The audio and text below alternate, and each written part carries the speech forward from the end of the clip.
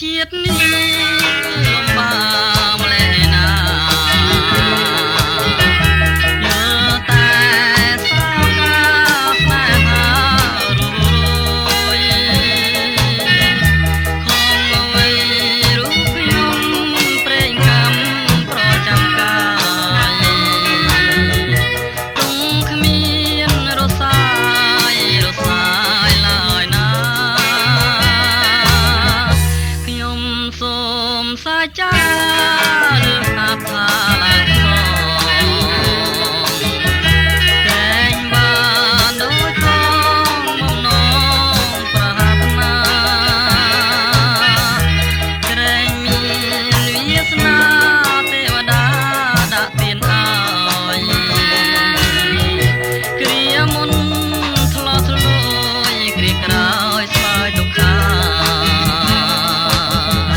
អូវាសនាអើយមិនដេចមិនណាសដល់ខ្លួនខ្ញុំដែលនៅក្នុងគ្រាឯកាទុំក្រមអាត្មាអរារីរេគ្មានពេលណាស្បើយសូមអអិនព្រមយកមករៀបផងទាំងឡាយជួយនាំរូបកាយដែលឆ្ងាយពីរូបខ្ញុំឲ្យចេមេត្តាអរាក្រៀមក្រំ